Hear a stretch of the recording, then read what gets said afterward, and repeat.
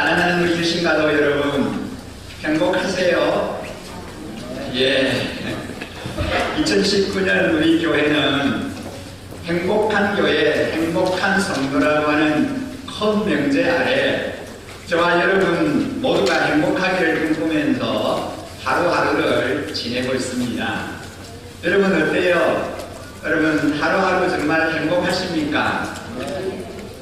행복하십니까?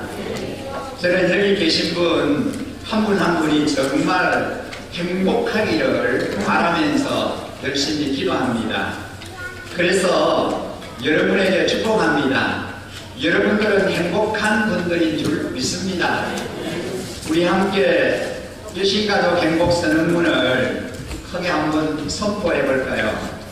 제가 선창하면 여러분들은 뒷부분을 선포하시면 되겠습니다. 큰 소리로 우리 자녀들과 함께 해보겠습니다. 우리 안에 정말 하나님이 주시는 행복이 금년이 한 해 충만하게 우리에게 부음받기를 또 소망하면서 내 개인이 행복할 때 우리 가정이 행복할 수 있고요. 우리 가정이 행복하면 우리 목장과 교회 공동체가 행복할 수 있습니다. 2019년 한 해는 정말 우리가 행복한 한 해를 만들어가고 행복한 한 해를 살아가기를 소망하면서 열심히 우리 안에 행복을 꿈꾸고 또 행복을 선포하며 그렇게 살아가야 하겠습니다.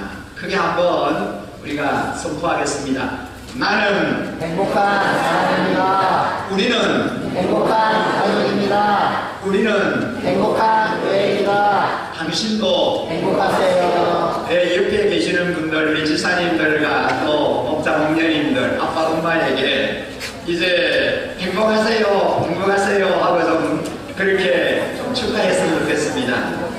무엇일까요? 행복하세요. 금년 한 해 정말 행복하세요. 주님 안에 행복한 여러분 되시기를 간절히 소망합니다. 예, 감사합니다. 사랑하는 우리 성도님 여러분, 행복이라고 하는 것이 먼 곳에 있지 않습니다. 행복은 여러분 가까이, 여러분의 삶의 사이에 바로 거기에 있습니다. 여러분은 언제나 행복하다고 느끼십니까? 정말 내가 행복하다, 나는 행복한 삶을 살고 있다라고 그렇게 느끼셔야 합니다.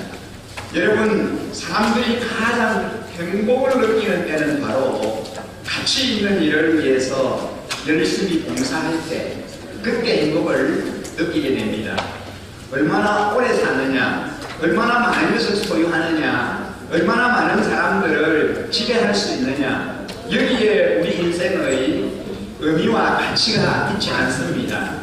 여러분, 오래 사는 것에 연연하지 마시기 바랍니다. 많이 가지는 것에 마음을 쏟지 마시기 바랍니다. 과연 내가 하고 있는 일이 정말 이 세상에 무엇과도 바꿀 수 없는 값진 일인가를 자신에게 물어봐야 합니다. 나는 얼마나 가치 있는 보람된 일을 하고 있는지 자기 자신에게 질문해 봐야 합니다. 여러분은 얼마나 가치 있는 일을 하고 계십니까? 여러분이 정말 가치 있는 뭔가를 하고 있다면 여러분은 지금 행복한 사람입니다. 행복한 분들인 줄 믿습니다. 오늘 저는 여러분에게 짧은 생애를 살았지만 가장 가치 있는 삶을 살았던 한 사람을 소개해 드리려고 합니다. 예수님께서 이 사람을 향하여 여자가 낳은 사람 중에 이보다 큰 이가 없다라고 직접 말씀하실 정도로 주님으로부터 칭찬을 받은 사람, 그는 바로 세례 요한입니다. 오늘 우리가 읽은 본문에 등장하는 주인공이기도 합니다. 그는 구약의 어떤 인물보다도 위대했고 신약의 어떤 인물보다도 뛰어났으며 그리고 인류 사이의 그 어떤 인물보다도 거룩했던 사람입니다. 그는 하나님의 아들 예수께서 이 세상에 오실 때에 선구자로 미리 와서 주의 길을 예비했던 사람입니다. 그러나 이 세례 요한의 다른 삶의 어떤 부분을 살펴보면 조금 당황스럽습니다. 그는 결코 오래 살지 못했고 불의와 부정에 한가하다가 일찍 처형을 당하고 말았습니다. 그것도 목이 베어 많은 사람들 앞에 수치를 당하며 죽었습니다. 그런데 이런 삶을 산 세례 요한, 우리는 그를 행복한 사람이라고 말할 수 있을까요? 계속 말씀을 살펴보면 무엇이 참된 행복인지 함께 나누고 싶습니다. 우리가 새해가 되면서 시편 119편 말씀을 묵상하면서 한 해를 시작했습니다. 이제 순서에 따라 마태복음을 묵상하고 있습니다. 마태복음은 왕으로 오신 예수님을 드러내는 복음서입니다. 여러분, 예수님은 이 땅에 진정한 왕으로 오셨습니다. 만왕의 왕으로 오셨습니다. 그런데 그분의 오심은 여러 다른 왕들과 전혀 다른 모습이었습니다. 왕은 어디서나 혼자 나타나지 않습니다. 반드시 수행원이 다르지요. 그래서 그 길을 예비하는 형들이 먼저 나타나고 모든 준비가 끝나면 빵빠르가 울리면서 이제 아주 화려한 가운데 왕이 등장합니다. 그러나 인류의 왕이신 예수님이 이 세상에 등장하실 때는 아무런 주의를 기울이지도 않았고 어느 누구도 그분의 오심을 준비한 적이 없습니다. 그런데 세상 모든 사람들의 눈에 감추였고 많은 사람들이 추모하지 않았지만 예수님의 길을 닦고 준비한 예외의 인물이 있었습니다. 그가 바로 오늘 이 본문에 등장하는 세례 요한입니다. 세례 요한은 예수님의 길을 예비한 사람입니다. 세례 요한은 참으로 여러 면에서 예수님의 사역을 준비했던 사람입니다. 그는 유대 광야에서 메뚜기와 습정을 먹고 약게 트럭과 아둑띠를 뛴 무소유의 단순하고 정결한 삶을 살았습니다. 예수님의 삶이 그러했지 않습니까? 여우도 굴이 있고 공중의 새도 깃들일 곳이 있지만 인자는 머리 둘 곳이 없다고 하신 예수님의 세계를 그가 미리 보여준 것입니다. 세례 요한은 참으로 겸손한 인물입니다. 그는 불의와 타협하지 않았기 때문에 죽어야 했습니다. 진정한 겸손은 진정한 용기임을 세례 요한을 통해서 볼 수 있습니다. 예수님의 삶도 참으로 겸손했습니다. 그분은 참으로 깨끗한 무소유의 삶을 사시다가 최후에는 인류의 죄를 대신하여 십자가에 못 박혀 죽을 수밖에 없었던 삶이었습니다. 사랑하는 성도님 여러분, 이런 세례 요한의 삶을 살펴보면 그는 행복한 사람이었다고 하는 것을 알 수 있습니다. 왜 그는 행복한 삶을 살았을까요? 오래 산 인생도 아닙니다. 편안하게 사는 인생도 아니었습니다. 가진 것이 많지도 않았습니다. 그런데 왜 그는 행복한 인생을 산 사람일까요? 바로 그는 누구보다도 더 가치 있는 삶을 살았기 때문입니다. 가치 있는 삶은 하나님께서 부르신 목적에 맞게 사는 삶입니다. 아멘. 짧은 인생, 어떻게 보면 아쉽다 못해 아까운 삶의 마무리를 한 세례 요한, 인간적으로 볼 때는 행복하기는커녕 불행한 삶으로 보입니다. 그러나 그는 하나님께서 그를 부르신 목적에 맞게 살다가 간 참으로 행복한 사람입니다. 아멘. 오늘 여기 계신 여러분, 우리 모두가 세례 요한처럼 가치 있는 삶 사시기를 주님의 이름으로 간절히 부탁을 드립니다. 아멘. 그래서 행복한 여러분들이 되시기를 주님의 이름으로 간절히 축복합니다. 아멘. 세례 요한은 그의 삶으로 예수님을 예비할 뿐만 아니라 전한 메시지를 통하여 예수님의 길을 예비하였습니다. 오늘 저와 여러분이 세례 요한이 전한 메시지를 통해서 깊은 도전을 받고 싶습니다. 세례 요한의 첫 번째 메시지가 무엇입니까? 오늘 우리가 읽은 마태복음 3장 2절에 보면은 회개하라 천국이 가까웠느니라 라고 하는 말씀입니다.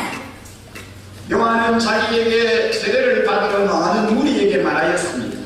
독사의 자식들아, 누가 너희에게 닥쳐올 진노를 피하라고 일러주더냐? 회개에 알맞는 열매를 맺으라고 누가복음 3장 7절에서 8절에 말씀하고 있습니다. 이것은 예수님의 공생애의 첫 번째 메시지와 서로 통합니다. 마태복음 4장 17절과 마가복음 1장 14절에 보면 예수님의 첫 번째 메시지가 소개됩니다. 마태복음 4장 17절에 보면은 그때부터 예수께서 회개하여라 하늘나라가 가까이 왔다고 선포하기 시작하셨습니다. 마가복음 1장 14절에 보면은 하나님의 나라가 가까이 왔다 회개하여라 복음을 믿어라 라고 말씀합니다. 우리는 세례요한의 설교를 들으면서 오늘날 우리의 설교와 다른 것을 한 가지 발견합니다. 그것이 무엇입니까? 세례요한의 설교의 강단은 화려한 건물이 아니라 거친 광야였습니다. 그의 설교는 화려한 미사여구나 완벽한 논리가 아니라 아주 솔직하고 단순하고 직설적입니다. 회개하라 천국이 가까웠다 바로 이 말씀입니다. 그의 기도는 천국입니다. 메시지는 회개하라 였습니다. 오늘 우리는 첫 번째 회개하라고 하는 세례요한의 메시지를 다시 깊이 들어야 합니다. 여러분도 들어야 하고 목사인 저 역시도 개무히 들을 줄 알아야 합니다. 사실 현대 기독교는 처음에 성경에서 말했던 기독교와는 달리 이미 변질되어 있는지도 모릅니다. 여러분 회개라고 하는 말이 무엇입니까? 두 단어의 합성어입니다. 다르다는 말과 생각이라는 말이 합해져서 된 말로 원뜻은 생각을 다르게 하라, 생각을 고쳐라 그런 뜻입니다. 따라서 회개란 단순히 어떤 사건에 대해서 후회하거나 설토하는 것만을 의미하지 않고 더 깊은 뜻이 그 안에 있습니다. 또 잘못된 것에서 돌아서는 것이요, 방향을 바꾸는 것이요, 결정된 마음과 뜻에서 돌이킨다는 것입니다. 그러므로 회개에는 행동이 뒤따라야 합니다. 오늘날 교회 안에 그렇게 많은 회개에 대한 설교를 들어도 삶이 변하지 않는 것은 무엇 때문입니까? 회개가 아니라 다들 후회를 하고 있기 때문입니다. 회개란 행동의 변화를 말합니다. 세례요한이 여기서 말하는 회개란 사고와 태도와 행동의 일대 전환을 뜻합니다. 마태복음 3장 8절에 보면 세례요한은 회개에 합당한 열매를 맺으라고 말씀합니다. 저 눈물로 입으로 하는 회개가 아니라 열매 있는 회개를 말합니다. 예수님은 잎만 무성한 나무를 찍어버리라고 하셨습니다. 요즘 우리 주변에는 폼만 좋은 그리스도인들이 참 많습니다.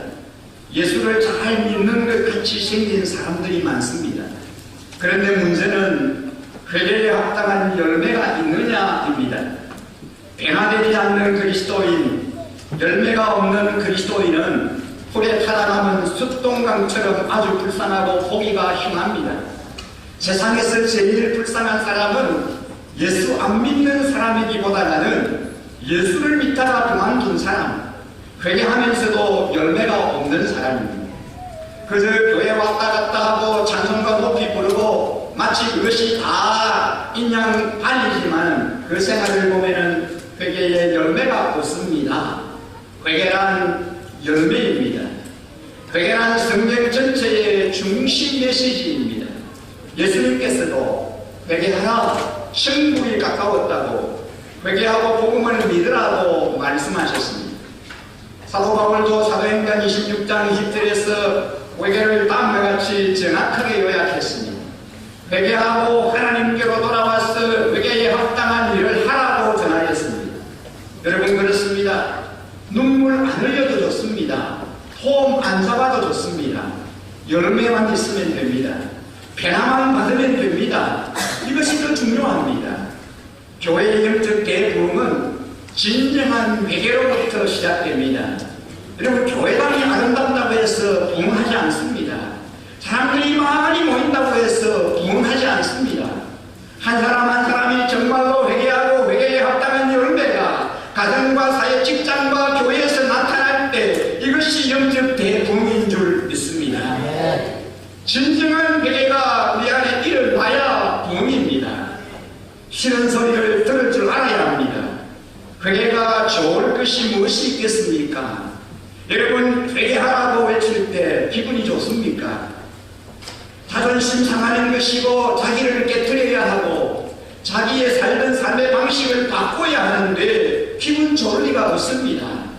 그러나 회개는 회개 없는 부흥은 없습니다. 진정한 부흥의 비결은 회개에 있습니다. 가슴을 치며 하나님께 회개하고 생활의 변화를 받아 새 사람이 되어야 합니다. 제일 큰 죄는 하나님을 믿지 않고 살아온 죄요, 예수 믿는다고 하면서도 변화되지 않는 죄입니다. 예수를 믿은 지가 수십 년이 되는데 전혀 삶에 변화가 없습니다. 변화의 열매가 일어나지를 않습니다. 여러분, 너무나 안타까운 일 아닙니까? 그렇게 회개하라고 외친 세례 요한의 메시지의 동기가 무엇입니까? 왜 세례 요한이 그렇게 회개하라고 외칩니까? 그것은 천국 때문입니다. 천국이 가까이 왔으니 회개하라고 말씀합니다. 그러니까 천국이 없는 회개는 회개가 아닙니다. 요한의 메시지는 천국의 왕이신 예수님께서 바로 지금 여기에 등장하실 것이니 준비하라 하는 뜻입니다. 이때 제례의 준비는 고타반이나 대합상이 아니라 회개입니다. 천국은 하나님의 나라입니다. 천국은 장소의 개념이 아니라 통치의 개념입니다. 관계의 개념입니다. 천국은 어떤 장소라기보다는 누가 통치하느냐가 더 중요한 의미가 있습니다. 세례 요한은 예수님이 오셨다는 말을 천국이 임했다는 말로 직접 해석을 했습니다. 천국의 지배자요 통치자이신 성자 하나님이 이 땅에 오셨습니다. 이것이 천지가 진동할 사건입니다. 예수가 계신 곳이 천국이요, 예수가 지배하고 다스리는 곳이 바로 천국입니다. 예수는 구약의 예언대로 이 세상에 메시아로 오셨고 십자가와 부활을 통하여 구원을 완성해 주셨습니다. 이제 그분이 다시 오셔서 완전한 심판을 하실 것입니다. 천국은 이미 우리에게 와 있습니다. 여러분, 어디가 천국입니까? 초막이나 궁궐이나 내 주 예수 모신 곳이 그 어디나 하늘나라인 줄 믿습니다. 지금 우리가 천국을 누릴 수 있습니다. 여러분이 천국을 누리며 살고 있습니다. 여러분, 매일매일 천국을 살 수 있는 특권을 우리에게 주신 것을 감사하십시오. 천국은 지금 우리 가운데 있습니다. 이것이 임마누엘입니다. 주님은 우리와 함께 거하시기 때문입니다. 이것이 바로 천국을 소유한 사람들의 삶입니다. 금년 한 해 여러분의 마음속에 천국이 임하기를 간절히 축복합니다. 그런데 우리가 처한 현실은 참 막막합니다. 여러분은 천국의 삶을 살고 계신가요? 천국은커녕 천국 문턱도 가보지 못했다고 말씀하는 분이 계실지 모릅니다. 매일매일 눈을 뜨는 것이 피곤하고 힘들다고 하실 수 있습니다. 사는 것이 괴롭고 하루하루가 고통이라고 하는 분도 있을 수 있습니다. 그러나 여러분, 우리가 처한 상황이 아무리 고달프고 괴로운 행편이라도 그것에 하나님이 여러분과 함께 계시는 줄 믿으십시오. 천국은 달리 천국이 아닙니다.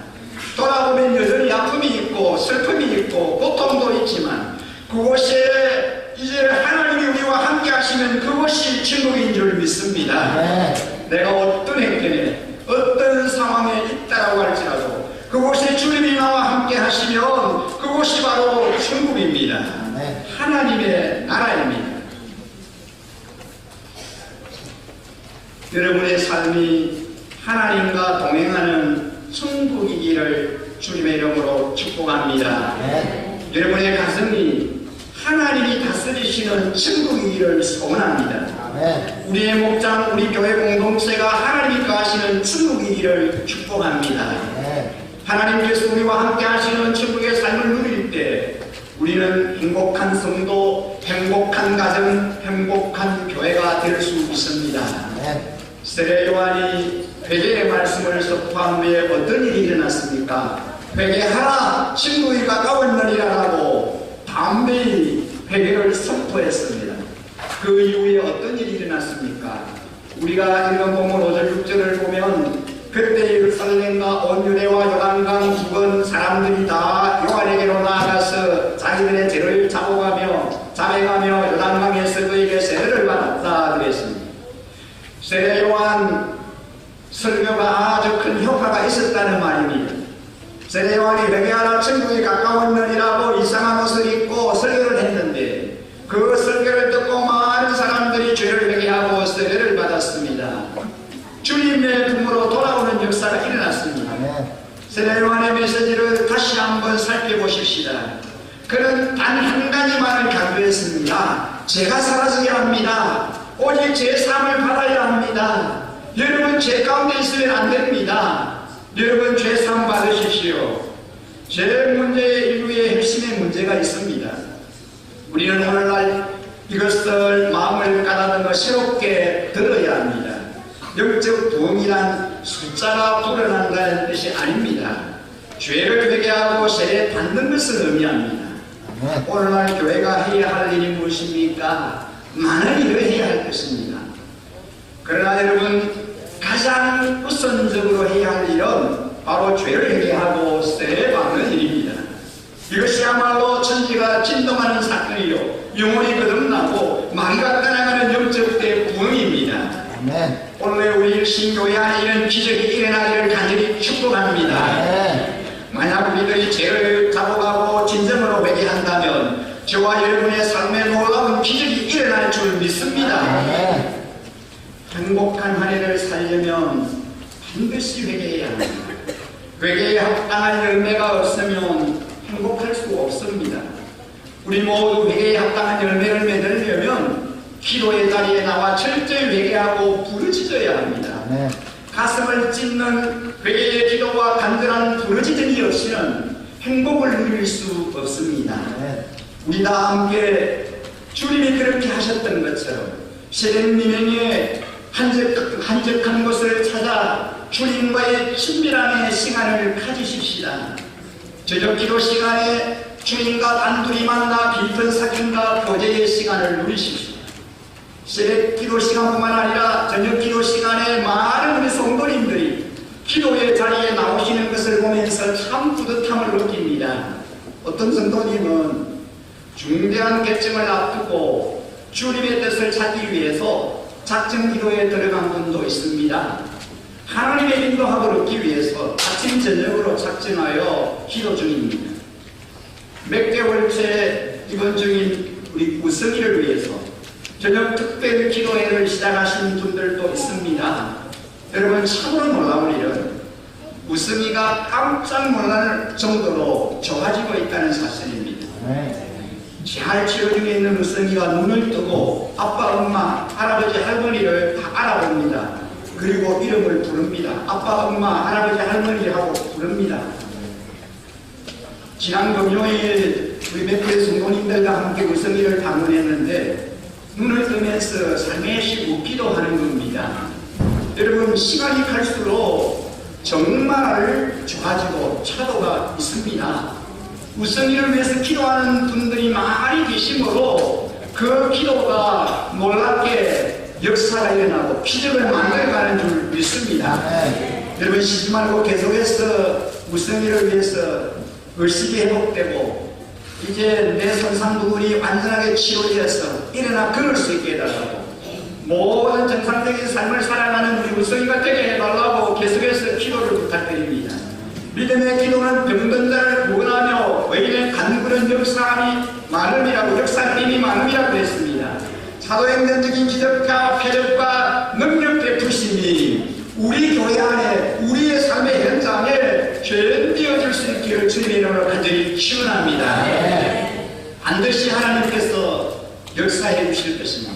우성이를 통해서 아버지, 어머니, 할아버지, 할머니, 고모 모든 가족들이 주님의 품으로 돌아와서 예수님을 구세주로 삶의 주인으로 모시고 이제 새로운 인생을 새로운 삶을 열어가는 놀라운 구원의 축복의 은혜를 하나님께서 허락하여 주시리라고 믿습니다.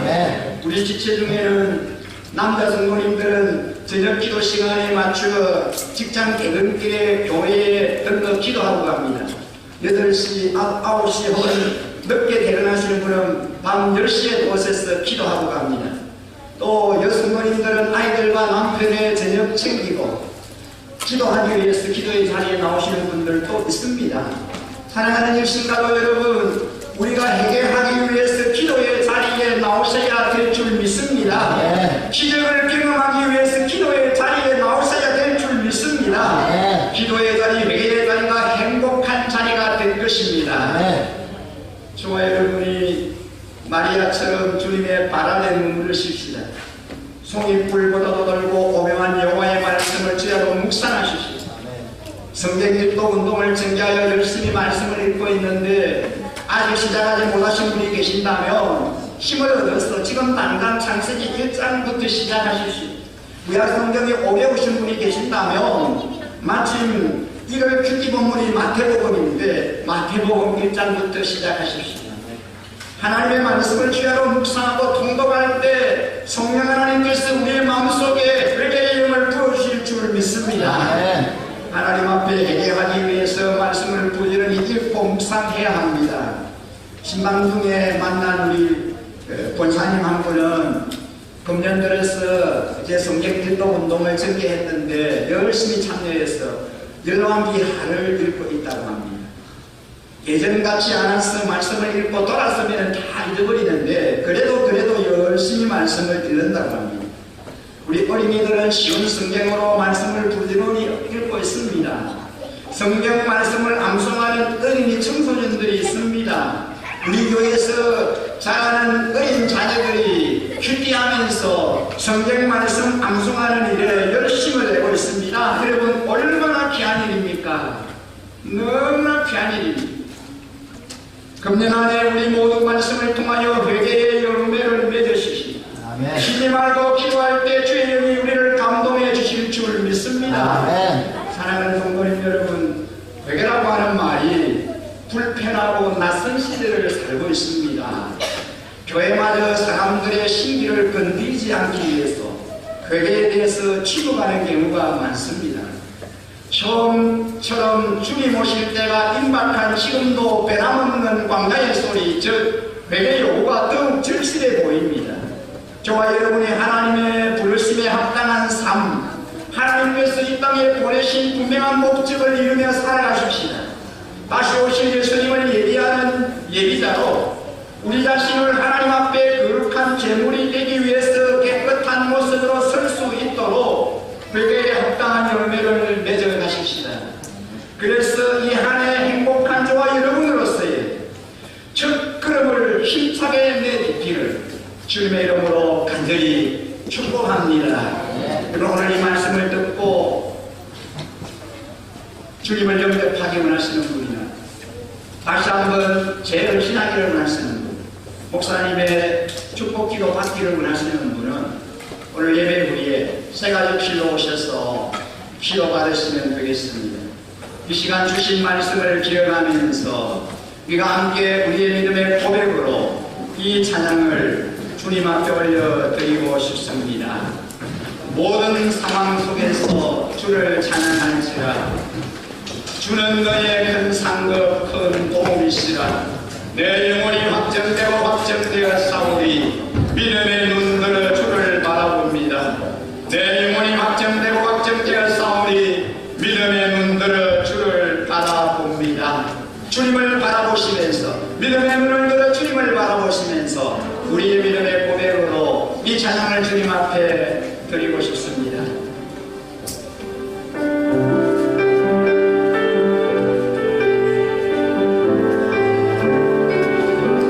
모든 상황 속에서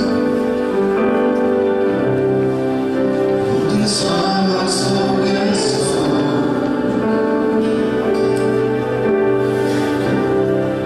주를 찬양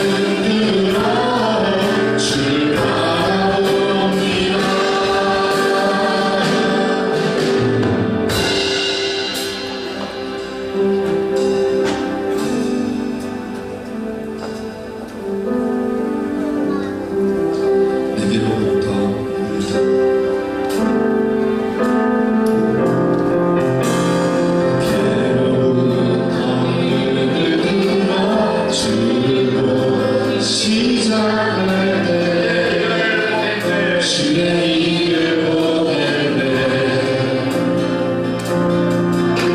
내 작은 마음도 익히사 하늘의 꿈꾸게 하네 주님을 볼 때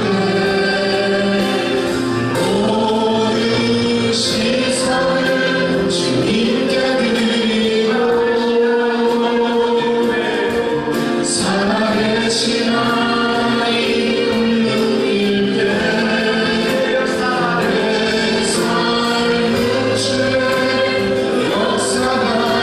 주의 역사가 되고 하나님이 일하기 시작하네 성령이 나를 변하신다 모든 사랑하신 때 주의 일을 보냈네 내가 한가운데서 주의 말을 알게 되니 주님을 볼 때 시선을 주님께 드리고 전능하신 하나님을 느낄 때 세상을 주의 나라가 되고 하나님이 일하기 시작 모든 시선을 주님께 드리고 전능하신 하나님을 느낄 때 세상을 주의 나라가 되고 하나님이 일하기 시작하라 주님의 영광 주님의 영광 임하네 주 볼 때 주님의 영광 임하네 주님의 영광 임하네 주 볼 때 다시 한번 주님의 영광 주님의 영광 임하네 주 볼 때 주님의 영광 주님의 영광 임하네 주 볼 때 모든 시선을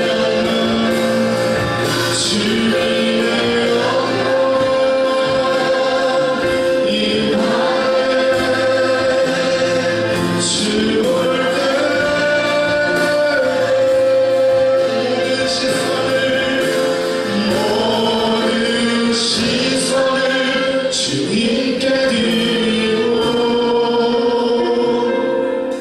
전능하신 하나님을 느낄 때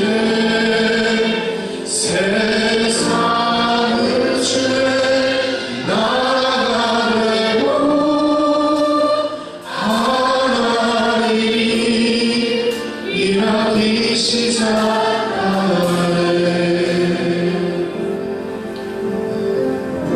세례만의 설교를 들으면서 우리 모두 부끄러움을 금할 길이 없습니다.